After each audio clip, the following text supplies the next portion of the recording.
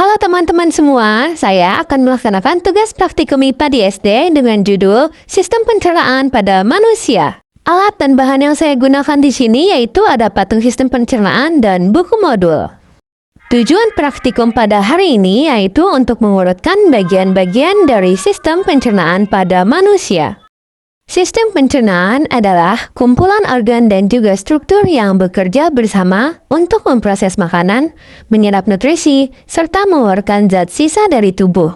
Proses ini dimulai dari mulut, di mana makanan dikunyah dan bercampur dengan enzim dalam air liur, lalu lanjut ke kerongkongan, lambung, usus halus, dan juga usus besar.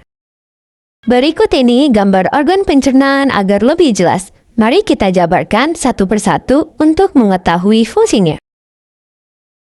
Yang pertama ada mulut.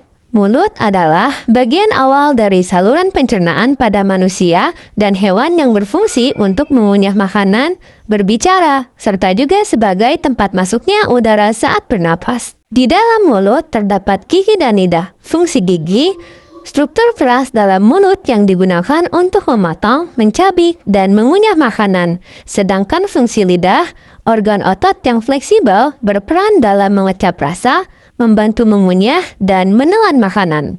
Yang kedua ada kerongkongan. Kerongkongan adalah sebuah bagian dari saluran pencernaan yang berbentuk tabung panjang dan berfungsi sebagai penghubung antar organ faring dengan lambung. Di dalam kerongkongan terdapat lapisan otot dan mukosa. Fungsi lapisan otot yaitu terdiri dari otot rangka di bagian atas dan otot polos di bawah untuk mendukung gerakan peristaltik. Sedangkan fungsi mukosa adalah sebuah lapisan paling dalam yang melindungi dinding dari sebuah gesekan dari makanan. Yang ketiga ada lambung. Lambung adalah organ berbentuk kantung yang merupakan bagian dari sistem pencernaan manusia.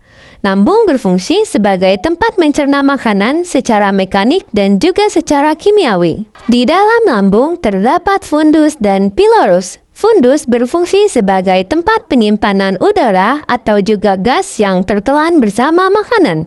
Sedangkan fungsi pilorus untuk mengatur aliran chyme dari lambung ke usus halus melalui Stegner pilorus. Yang keempat ada usus halus.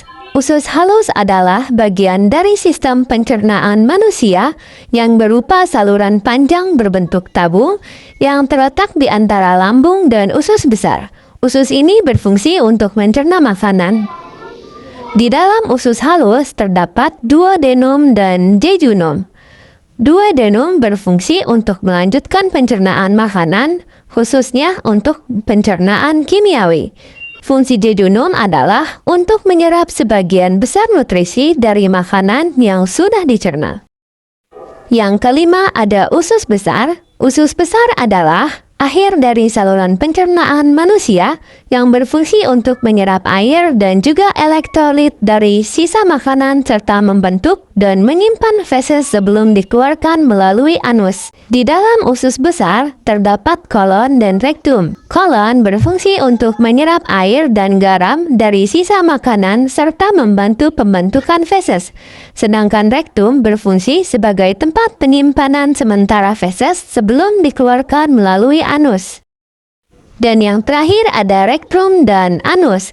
Sisa makanan yang sudah menjadi feses akan disimpan sementara di rektum dan dikeluarkan dari tubuh melalui anus.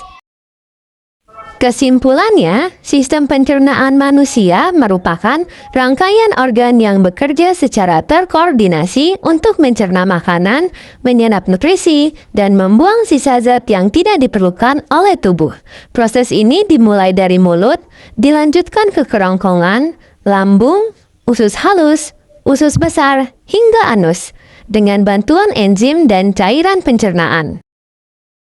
Sekian penjelasan dari saya, semoga bermanfaat dan sampai bertemu di video selanjutnya.